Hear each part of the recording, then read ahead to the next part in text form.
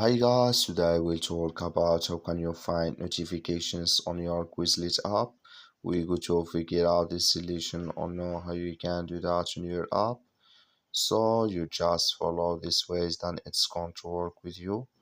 So all you have to do, just go above this sign, you click on it here. We just click on it, it's going to take you to this list here. Then here it's going to show for you all activity you have. So then here you will find all your notifications. I have only this here, so this notifications here, but if you have a lot, can you find it in this list on your Quizlet app?